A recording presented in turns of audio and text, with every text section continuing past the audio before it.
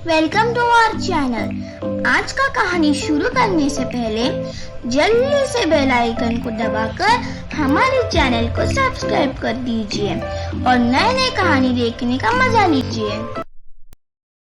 उसके अगले दिन पूजा अंजलि को कॉल करती है और उसे माफी मांगती है। अंजलि, मुझे माफ कर दो। मैं कल बिना सोचे समझे तुम्हें बहुत कुछ अनाप शनाप बोल दिया। सच्चाई जानने के बाद मुझे बहुत शर्मिंदगी महसूस हो रही थी, इसलिए मैंने तुम्हें कॉल किया। हो सके तो मुझे माफ कर देना अंजलि। पूजा मैडम, आप मुझे माफी मत मांगिए। आपने मुझे जो कुछ भी कहा था वो आप गुस्से में आकर कहा था। ऐसे भी आपकी जगह अगर मैं होती तो मैं भी ऐसे रिएक्ट करती। कोई भी पत्नी एक पराई लड़की को देर रात में उसकी एब्सेंस में अगर उसके घर में देखेगी तो वो वैसे ही रिएक्ट करेगी जिस तरह आपने किया था। इसलिए आप टेंशन मत लीजिए मैडम, मुझे आपकी बातों को बुरा नहीं लगा। जब बुरा नहीं लगा तो आपको माफी मांगने की भी कोई जरूरत नहीं है। ये तो तुम्हारी बड़ापन है अंजलि, सच में तुम बहुत अच्छी हो।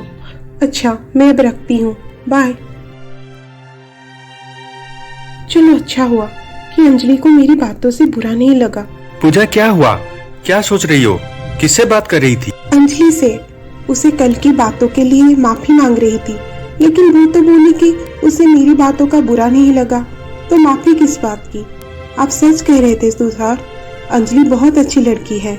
वो सिर्फ अच्छी नहीं है बल्कि तो बहुत समझदार और सुलझी हुई लड़की है।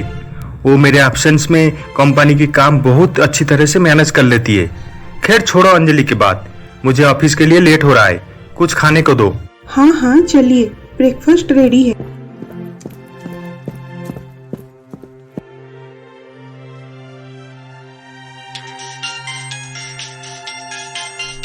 ये किसकी कॉल है? Unknown number. हेलो, आप कौन है? आप तुषार जी बोल रहे हैं? हाँ, मैं तुषार बोल रहा हूँ, लेकिन आप कौन है? मैं अंजलि की मामा हूँ। अंजलि की सुबह से फोन नहीं लग रही है, इसलिए मैं आपको कॉल किया। उसने ही मुझे आपका मोबाइल नंबर दिया था। अच्छा, आप जब 2 मिनट लाइन में रुकिए, मैं अंजलि को बुला देता हूँ। नहीं तुषार जी, आप बस उसे बोल दीजिए कि मैं कॉल किया था, ये बताने के लिए कि उसकी माँ और पापा का बरसी अगले मंगलवार को है। उसे बोलिएगा कि वो गांव में आ जाए पूजा के लिए।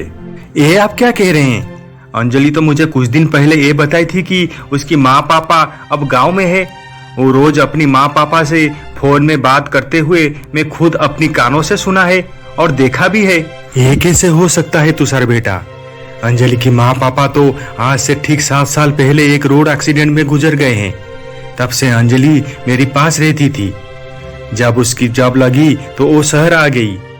शायद आपको कुछ मिसअंडरस्टैंडिंग हुआ होगा। आप उसे बोल दीजिए कि मैं कॉल किया था।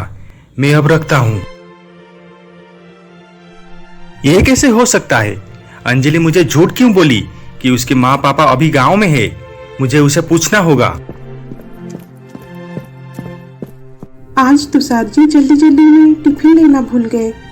कोई बात नहीं, मैं खुद ऑफिस जाकर उन्हें टिफिन देकर आती हूँ और साथ में अंजलि के लिए भी लंच पैक कर देती हूँ। ऐसे भी वो मेरे एब्सेंस में तुषार जी का कितना ख्याल रखी थी। लंच बॉक्स में आज मैं खीर भी बना कर ले जाती हूँ। तुषार को खीर बहुत पसंद है। हाँ, ऐसे ही करती हूँ। उधर जब तुषार अंजलि की केबिन में जाता है तब अंजलि अपनी माँ से बात कर रही थी। हाँ माँ, पापा ने जिस लड़के को मिलने के लिए बोले थे मैं उसे मिल चुकी हूँ, लेकिन वो लड़का मुझे पसंद नहीं आई। माँ, आप मेरी शादी के लिए इतनी चिंता मत कीजिए, मैं अपने लिए लड़का ढूंढ लूंगी। क्या पापा और एक रिश्ते की बात कर रहे हैं? ओ माँ, मैं अब और कोई लड़के से मिलने नहीं जाऊंगी। आप ये बात पापा को बोल देना। मुझे ऑफिस में बहुत सारे काम है, मैं अब फोन रखती हूँ, बाय। सर, कुछ काम था क्या? मुझे बोले होते, मैं आपकी केबिन में आ जाती। आपको यहाँ आने की कोई जरूरत नहीं थी। तुम किससे बात कर रही थी अंजलि? अपनी माँ से। माँ पापा को हमेशा मेरी शादी की चिंता लगी रहती है। उन्होंने मेरे लिए एक लड़का देखा है जो मुझे पसंद नहीं आई। ये बात मैं माँ से बोल रही थी। तुम मुझे झूठ क्यों बोल रही हो अंजलि? तुम अपनी माँ से फोन में बात नहीं कर रही थी। ये आप क्या कह रहे हैं सर? मैं अपनी माँ से ही बात कर रही थी। आज आप मुझसे इसी सवाल क्यों पूछ रहे हैं? क्योंकि मुझे सच पता चल गया है अंजलि। कौन सा सच पता चल गया है? यही है कि तुम्हारे माँ पापा आज से ठीक 7 साल पहले एक रोड एक्सीडेंट में गुजर गए हैं। तब से तुम अपनी मामा के पास रहती थी। जब तुम्हारा जब हुआ तब यहाँ तुम शहर आई। क्या है सच नहीं है? बोलो अंजलि। अरे तुम क्या बोलोगी? तुम तो पहले ही दिन से मुझे झूठ बोलती आ रही हो। आज तुम्हारी मामा जी का फोन आया था। तुम्हारी फोन सुबह से नहीं लग रहा था। उन्होंने मुझे फोन इसलिए किए थे ताकि तुम्हें ये बताया जाए कि अगले मंगलवार को तुम्हारी माँ पापा का बरसी का पूजा है। तुम्हें गांव जाना है। और बोलो पूजा, क्या सच नहीं है? बोलो, चुप क्यों हो? हाँ सर, ये बात सच है कि मेरी माँ पापा 7 साल पहले गुजर चुके हैं। जब वो दोनों थे तब दुख तकलीफ क्या होती थी मुझे पता नहीं था। मेरी जिंदगी बहुत मस्ती से चलती थी। उनके जाने के बाद मैं बहुत अकेली पड़ गई। मैं मानती हूँ मामा जी मेरी बहुत अच्छी तरह से ख्याल रखते थे, लेकिन मैं अपनी माँ पापा को कभी भूल नहीं पाई। जब भी मेरी मन उदास होती है तब मैं इस तरह अपने मन की तसल्ली के लिए झूठ मूठ ही सही अपनी माँ पापा से फोन में बात कर लेती हूँ। ऐसे करने से मुझे बहुत सुकून मिलती है और मैं खुश हो जाती हूँ।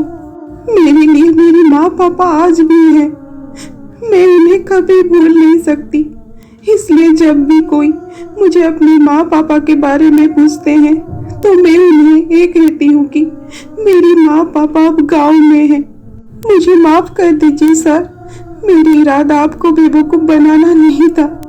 मैं तो बस अपनी दुखों को भूलकर अपने आप को खुश रखने के लिए ऐसी कर रही थी। मुझे माफ कर दीजिए sir. I am sorry Anjali, मैंने तुम्हें गलत समझा। तुम रो मत। तब अंजलि रो रो कर तुषार की गले लग जाती है। तब पूजा वहाँ पहुँचती है। वो ये सब देखकर बहुत गुस्सा हो जाती है और वहाँ से चली जाती है और आकर एक पार्क में बैठती है और फुट फुट कर रोने लगती है। तब उसे चक्कर आती है और वो नीचे गिर जाती है। वहाँ पार्क में लोग उसे हॉस्पिटल में भर्ती करवाते हैं। डॉक्टर उसकी चेकअप करते हैं और उसको इंजेक्शन देते हैं।